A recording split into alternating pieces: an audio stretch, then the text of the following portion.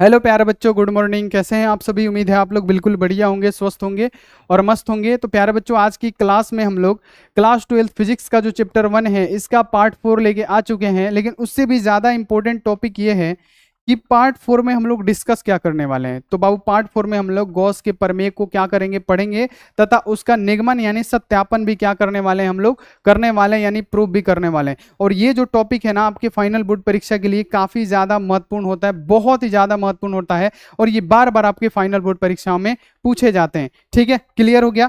तो बाबू क्या करिए, वीडियो को जोरदार तरीके से शेयर करिए। और ये जो टॉपिक है बार बार आपके एग्जामों में आता है, फिर भी 90% जो बच्चे होते हैं बस इसका डेफिनेशन याद कर लेते हैं, लेकिन जो 90% बच्चे होते हैं उनसे प्रूफ नहीं हो पाता है। क्यों? इसके पीछे का कारण यह है कि लेंदी तरीके से बहुत सारे ऐसे टीचर्स होते हैं जो बता देते हैं, जो बच्चों को बिल्कुल भी समझ में नहीं आता है। और बच्चे समझते हैं कि फिजिक्स का डेरिवेशन बहुत हार्ड होता है। ऐसा कुछ नहीं है, बस 1 से 2 बार हम बता देते हैं, प्रैक्टिस कर लीजिए और 100% है कि आप क्या करेंगे, पूरा सीख जाएंगे और क्लासरूम में ही सारा चीज याद हो जाएगा। ठीक है, तो बाबू आप लोग क्या करिए, चैनल पे पहली बार आए हैं, फटाफट से आप लोग चैनल को सब्सक्राइब करके बेल आइकन को प्रेस करके ऑल पे, और लाइक नहीं किए हैं फटाफट से लाइक कर दीजिएगा। व्हाट्सएप ग्रुप में अगर आप ज्वाइन नहीं है, नंबर नोट कीजिए 9135742024। ठीक है, आप इस पे मैसेज करके फटाफट से ज्वाइन कर लीजिए। ठीक है, और गॉस के प्रमेय को पढ़ने वाले हैं जो हर बोर्ड के एग्जाम के लिए, बिहार, यूपी, झारखंड, एमपी, है ना, सब बोर्ड के लिए बाबू बहुत ही ज्यादा इंपॉर्टेंट होता है। ठीक है,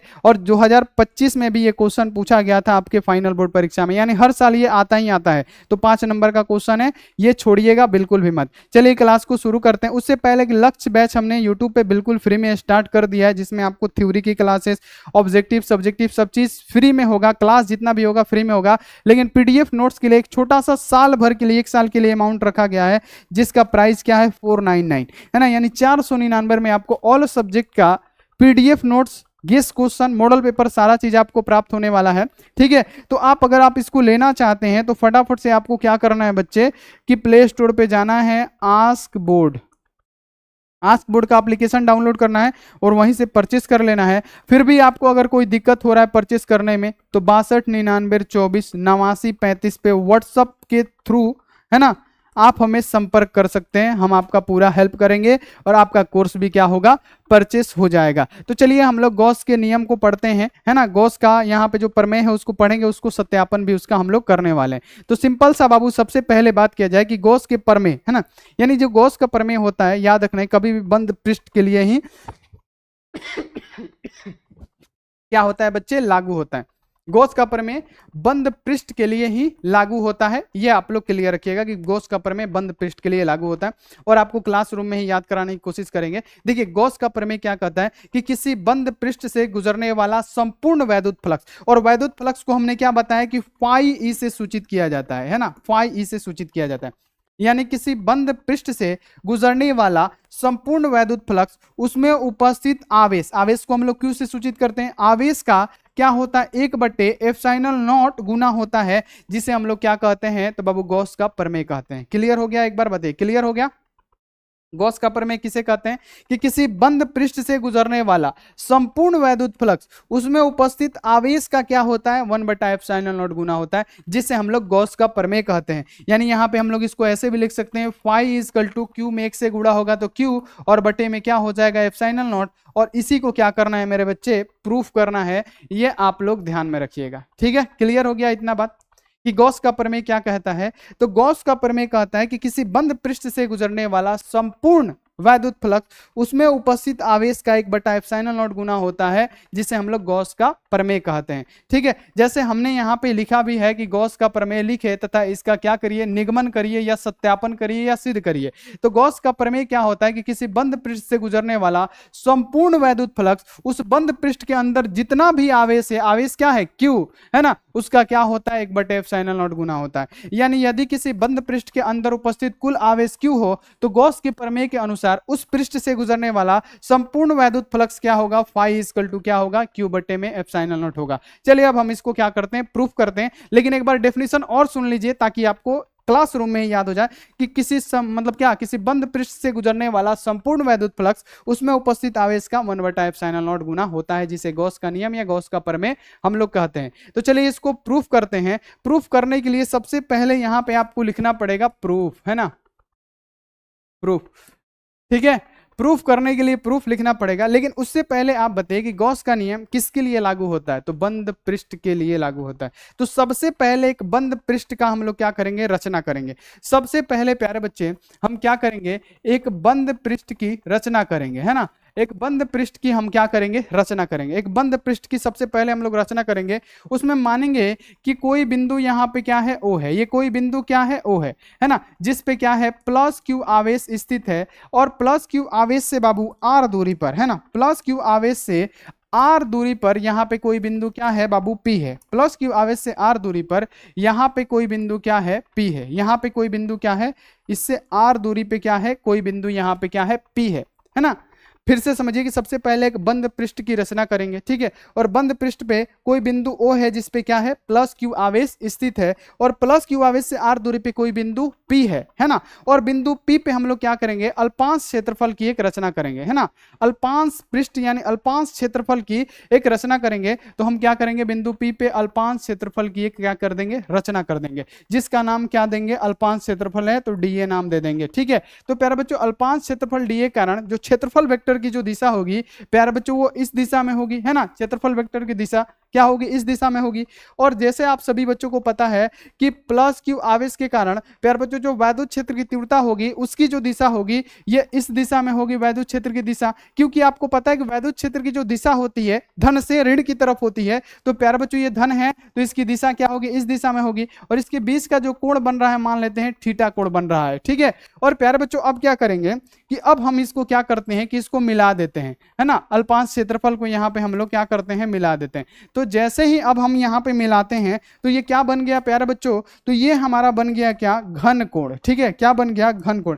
यानी अल्पांश क्षेत्रफल डीए के कारण जो यहाँ बिंदु ओ पे कोण बन रहा है इसे हम लोग घन कोण कहते हैं, जिसका फॉर्मूला क्या होता है? डी डब्ल्यू होता है। घन कोण को डी डब्ल्यू से हम लोग सूचित करते हैं। और ये इसका डायग्राम है जो आपको समझना पड़ेगा और ये आपको ऐसे ही बनाना पड़ेगा एग्जाम में, ठीक है। सिंपल सा क्या करेंगे? सबसे पहले एक बंद पृष्ठ की रचना करेंगे जिसमें कोई बिंदु ओ है जिसपे प्लस क्यू आवेश स्थित है। इससे आर दूरी पे कोई बिंदु पी है जिसपे एक अल्पांश क्षेत्रफल की हम लोग क्या करेंगे? रचना करेंगे, है ना। यानी अल्पांश पृष्ठ की रचना करेंगे, है ना। अल्पांश क्षेत्रफल की पृष्ठ का एक रचना करेंगे, ठीक है। और प्यारे बच्चों तो इसमें याद रखना है कि जो क्षेत्रफल वेक्टर की जो दिशा होगी प्यारे बच्चों वो इस दिशा में होगी। और प्लस क्यू आवेश के कारण जो यहाँ पे इसकी वैद्युत क्षेत्र की जो दिशा होगी ये इस दिशा में होगी, क्योंकि वैद्युत क्षेत्र की दिशा धन से ऋण की तरफ होती है, ठीक है। और जब हम इसको मिलाएंगे तो अल्पांश क्षेत्रफल के कारण प्यारे बच्चों यहाँ पे क्या एक कोण बन रहा है बिंदु ओ पे, जिसे हम लोग क्या कहेंगे? तो घन कोण कहेंगे, जिसे हम लोग बाबू याद रखने जिसको हम लोग डी डब्ल्यू से सूचित करते हैं। अब यहाँ पे एक बात नोट करिए जो आपके एग्जाम में मतलब इसमें काम पड़ेगा कि घन कोण का फॉर्मूला 3 होता है। पहला फॉर्मूला ये होता है डी डब्ल्यू इक्वल टू क्या होता है? डीए बटे में आर स्क्वायर होता है। डीए बटे में आर स्क्वायर होता है पहला फॉर्मूला। दूसरा फॉर्मूला जब इसका हम समाकलन करते हैं डायरेक्ट निकाल देते हैं। दूसरा जो फॉर्मूला जब समाकलन करेंगे डी डब्ल्यू का यहाँ पे बाबू समाकलन क्या होता है? याद रखना है कि डब्ल्यू होता है। और प्यारे बच्चों यहाँ पे क्या होगा? 1 बटे आर स्क्वायर बाहर निकल जाएगा, तो 1 बटे आर स्क्वायर बाहर निकल गया। और प्यारे बच्चों ए है क्षेत्रफल, क्षेत्रफल का समाकलन करेंगे तो क्या होगा? 4 पाई आर स्क्वायर हो जाएगा। अब यहाँ पे क्या होगा बाबू? अब यहाँ पे आर स्क्वायर से ये आर स्क्वायर कट जाएगा, यानी ये जो दूसरा फॉर्मूला निकलेगा W इक्वल टू क्या निकलेगा? 4 पाई निकलेगा, ठीक है। क्लियर हो गया? W इक्वल टू 4 पाई। और एक इसका और फॉर्मूला होता है कि डी डब्ल्यू इक्वल टू क्या होता है? डी ए कॉस थीटा, है ना, बटे क्या होता है? आर स्क्वायर होता है। ये घन कोण का तीनों फॉर्मूला है और इसका उपयोग इसमें होगा, ठीक है। क्लियर हो गया? अब क्या करेंगे? सबसे पहले प्रूफ लिखे हैं तो लिखेंगे माना एक अल्पांश क्षेत्रफल की रचना किया। सबसे पहले लिखिएगा कि माना अल्पांश क्षेत्रफल की रचना की। माना अल्पांश क्षेत्रफल की रचना किया, है ना। अल्पांश क्षेत्रफल का सबसे पहले हम लोग रचना किया जिसमें कोई प्लस क्यू आवेश स्थित है, जिसमें कोई बिंदु ओ है। लिखिएगा कि जिसमें कोई बिंदु ओ है, कोई बिंदु ओ है, जिसमें कोई बिंदु ओ है, जिसमें कोई बिंदु ओ है जिस पे क्या है? Plus Q. जिसमें कोई बिंदु ओ है जिसमें कोई बिंदु ओ है जिस पे प्लस क्यू आवेश, जिस पर प्लस क्यू आवेश स्थित है। आवेश क्या है बाबू? प्लस क्यू आवेश क्या है इसमें स्थित है। तो लिख दीजिएगा जिसमें प्लस क्यू आवेश स्थित है और प्लस क्यू आवेश से आर दूरी पे एक बिंदु पी है। लिखिएगा कि प्लस क्यू आवेश से आर दूरी पर, यहां पे साफ साफ लिखिएगा कि प्लस क्यू आवेश से आर दूरी पर बिंदु पी है। बिंदु क्या है? पी है। ठीक है, और यहां पे आप लोग ये लिख दीजिएगा, सारा चीज जो समझाए वो लिख दीजिएगा। बिंदु पी है तो प्लस क्यू आवेश से आर दूरी पे वैद्युत, मतलब प्लस क्यू आवेश से आर दूरी पे बिंदु पी पे वैद्युत क्षेत्र की तीव्रता हमने क्या निकाला था कि प्लस क्यू आवेश से आर दूरी पे कोई बिंदु पी है तो वहां पे वैद्युत क्षेत्र की तीव्रता क्या होगी? तो E equal to 4 pi epsilon naught बटे, मतलब यहाँ पे क्या होता है, ई इक्वल टू 1 बटे 4 pi epsilon naught into Q बटे में आर स्क्वायर होता है। तो लिखेंगे प्लस क्यू आवेश के कारण बिंदु पी पे वैद्युत क्षेत्र की तीव्रता क्या लिखेंगे? प्लस क्यू आवेश के कारण, प्लस क्यू आवेश के कारण, प्लस क्यू आवेश के कारण, प्लस क्यू आवेश के कारण बिंदु P पर वैद्युत क्षेत्र की तीव्रता, वैद्युत क्षेत्र की तीव्रता, वैद्युत क्षेत्र की तीव्रता है ना, वैद्युत क्षेत्र की तीव्रता क्या होती है? ई इक्वल टू, हमने पढ़ाया है कि प्लस क्यू आवेश से आर दूरी पे कोई बिंदु पी है तो वहां पे वैद्युत क्षेत्र की तीव्रता ई इक्वल टू क्या होता है? 1 बटे में 4 pi epsilon not into Q बटे में क्या होता है? आर स्क्वायर होता है। इसे हम क्या मानेंगे? समीकरण 1 मानेंगे। ठीक है, क्लियर हो गया है ना कि प्लस क्यू आवेश से आर दूरी पे कोई बिंदु पी है तो वहां पे वैद्युत क्षेत्र की तीव्रता क्या होगी? ई इक्वल टू 1 बटा 4 पाई एप्सिलॉन नॉट क्यू बटे में आर स्क्वायर। इतना क्लियर हो गया कि नहीं? चलिए अब यहां पे क्या करेंगे कि अल्प क्षेत्रफल डीए के कारण है ना दिष्ट होने वाला संपूर्ण वैद्युत फ्लक्स, ये पहले अल्प क्षेत्रफल का संपूर्ण वैद्युत फ्लक्स निकालेंगे फिर समाकलन करके सारा निकालेंगे। तो सबसे पहले लिखेंगे कि अल्प क्षेत्रफल डीए के कारण, यहां पे साफ साफ लिखिएगा बाबू कि अल्प क्षेत्रफल डीए के कारण, यहां पे साफ साफ आप लोग लिखिएगा कि अल्प क्षेत्रफल है ना डीए के कारण, है ना अल्प क्षेत्रफल डीए के कारण दिष्ट होने वाला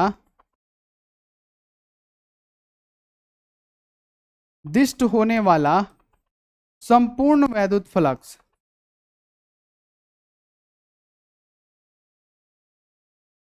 संपूर्ण है ना, संपूर्ण यहां पे याद रखना है,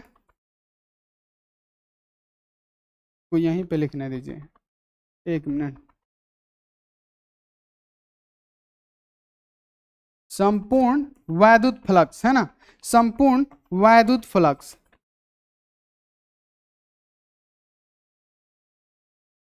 वैद्युत फ्लक्स। ठीक है, तो बाबू अल्प क्षेत्रफल डीए के कारण, अल्प क्षेत्रफल डीए के कारण दिष्ट होने वाला संपूर्ण वैद्युत फ्लक्स क्या होगा? तो प्यारे बच्चों संपूर्ण वैद्युत जो हमारा फ्लक्स होगा यहां पे क्या होगा? डी फाई ई है ना, याद रखना है कि डी फाई ई है ना, यहां पे आप लोग याद रखना है कि डी फाई ई है ना, d phi E equal to क्या होता है? E D A cos theta होता है। ठीक है, जिसे हम लोग क्या मानेंगे? समीकरण 2 मान लेंगे। ठीक है, क्लियर हो गया? इतना सिंपल सा लिखिएगा, सिंपल सा। पहले बाबू ये फिगर समझा दिए, लिखिएगा कि सबसे पहले हमने क्या किया कि यहाँ पे माना, सबसे पहले यहाँ पे क्या किया? बंद पृष्ठ की रचना की है जिसमें कोई बिंदु ओ है जिसपे प्लस क्यू आवेश स्थित है, इससे आर दूरी पे कोई बिंदु पी है ना, प्लस मतलब कोई बिंदु ओ है ना। अब यहाँ पे ध्यान में रखना है, एक मिनट फिर से सुनिए कि कोई बिंदु ओ है जिसपे प्लस क्यू आवेश स्थित है, इससे आर दूरी पे कोई बिंदु पी है। ठीक है, यहाँ पे आपको ध्यान रखना है। और बिंदु पी पे हमने क्या किया? अल्पांश क्षेत्रफल का एक पृष्ठ बनाया। ठीक है, ये आप लोग क्लियर कर लीजिएगा। उसके बाद से लिखिएगा बाबू, ध्यान रखिएगा कि प्लस क्यू आवेश से आर दूरी पे जो बिंदु पी है इस पे वैद्युत क्षेत्र की तीव्रता क्या होगी? ई इक्वल टू क्या होगा?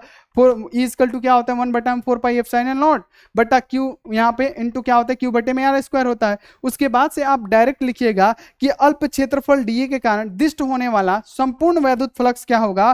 फाई डी इक्वल टू क्या होगा? E D A cos theta होगा।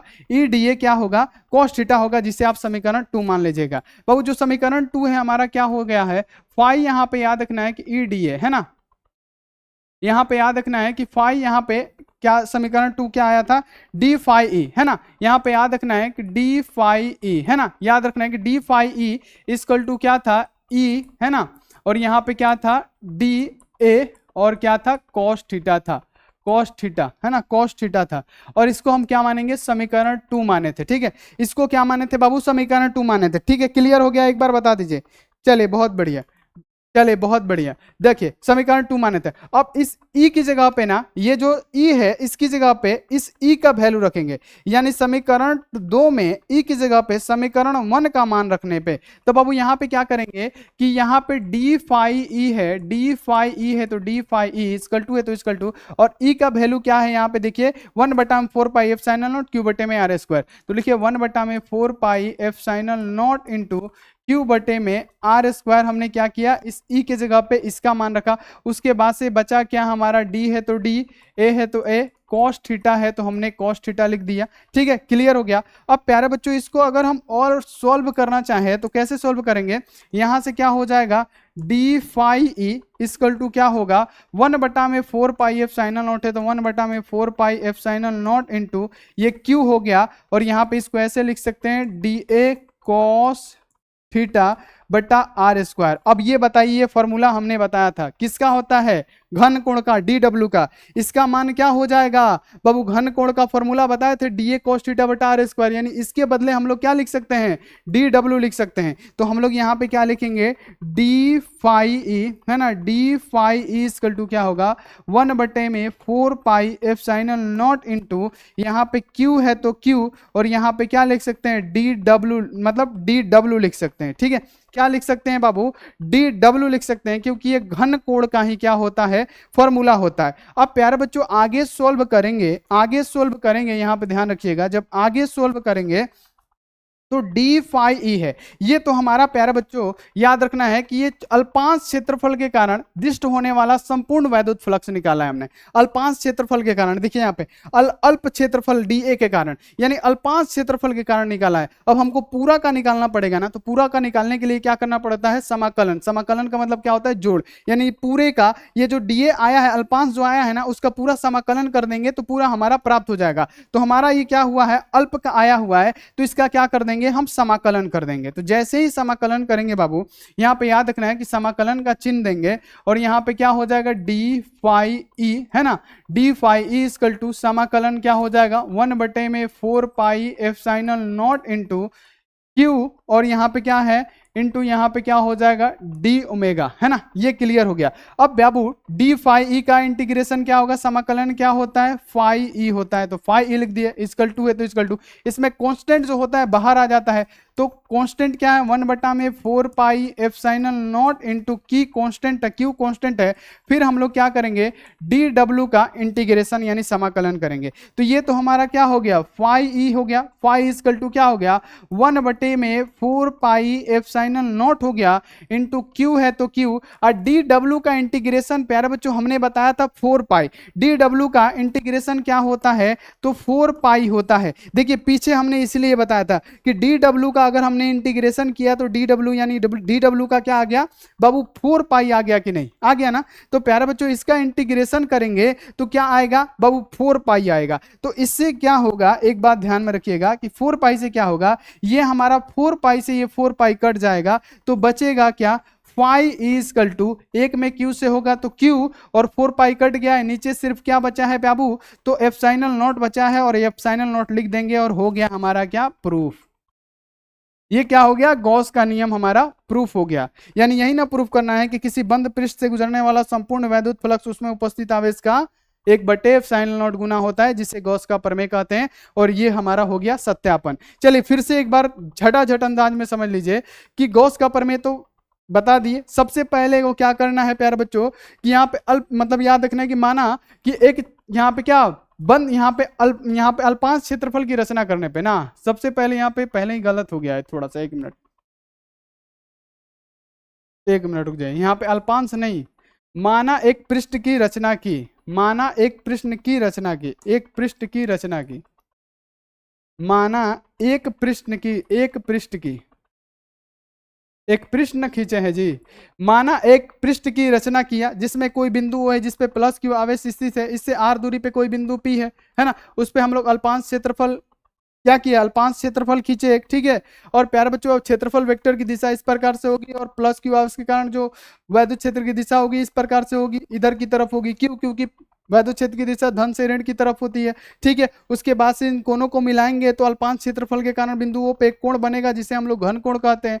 तो सिंपल सा सबसे पहले लिखेंगे कि प्लस क्यू आवेश के कारण बिंदु पी पे वैद्युत क्षेत्र की तीव्रता क्या होती है, 1/4πε0 इंटू क्यू बटे में आर स्क्वायर होता है। मान लेंगे इसको 1 समीकरण। अब अल्प क्षेत्रफल डीए के कारण उत्पन्न दिष्ट होने वाला संपूर्ण वैद्युत फ्लक्स होगा वो प्यारे बच्चों d phi equal to E D A cos theta हो जाएगा। अब क्या करेंगे, ये जो मान है ना समीकरण 1 का, इस ई का मान जो है ना, इस ई की जगह पे इस ई वाला का मान रख देंगे। तो ई की जगह पे क्या लिखेंगे, 1/4πε0 इंटू क्यू बटे में आर स्क्वायर इंटू यहाँ पे क्या हो जाएगा प्यारे बच्चों, डी है तो डी, ए है तो ए, कोस थीटा है तो कोस थीटा। अब बाबू इसको सॉल्व करेंगे तो 1/4πε0 क्यू को अलग कर दिए, डी ए कोस थीटा बटा आर स्क्वायर कर दिए। क्यों, क्योंकि ये डी डब्ल्यू का मान होता है, ठीक है, घन कोण का ये एक फॉर्मूला होता है। तो इसकी जगह पे हम लोग क्या लिख देंगे, डी डब्ल्यू लिख देंगे। तो ये हमारा अल्प क्षेत्रफल के कारण दिष्ट होने वाला संपूर्ण वैद्युत फ्लक्स यानी अल्प के लिए। अब क्या पूरे का निकालना है तो हमको समाकलन करना पड़ेगा। तो दोनों तरफ जब समाकलन करेंगे तो यहां से फाई ई निकलेगा, इसमें से कांस्टेंट बाहर निकल जाएगा तो बचेगा डी डब्ल्यू, और डी डब्ल्यू का इंटीग्रेशन हमने क्या बताया था 4 पाई होता है, कटाएंगे तो यहाँ पे फाई इक्वल टू क्यू बटे में एफ साइनल नोट आएगा। तो ये है प्यारे बच्चों गॉस का नियम, और ये इसको हमने क्या किया, प्रूफ किया। आप 1 से 2 बार, ज्यादा नहीं, 1 से 2 बार आप प्रैक्टिस कर लीजिए 2-2 दिन तक, आप 100% की गॉस का नियम कभी नहीं भूलेंगे। तो बाबू जल्दी जल्दी आप लोग क्या करिए, एक बार वीडियो को लाइक कर दीजिए, ठीक है, वीडियो को लाइक, और चैनल को फटाफट से आप लोग सब्सक्राइब कर दीजिए जितने भी सारे बच्चे हैं। और आप लोग कमेंट करके बताइए क्या आपको ये समझ में आया हुआ है, आया है तो फटाफट से प्यारे बच्चों लाइक कमेंट सब्सक्राइब कर दीजिए। मिलते हैं इसी अगली क्लास में, आप लोग अपना ध्यान रखिए, मन लगा के पढ़ाई करिए। Take care and bye, thank you so much.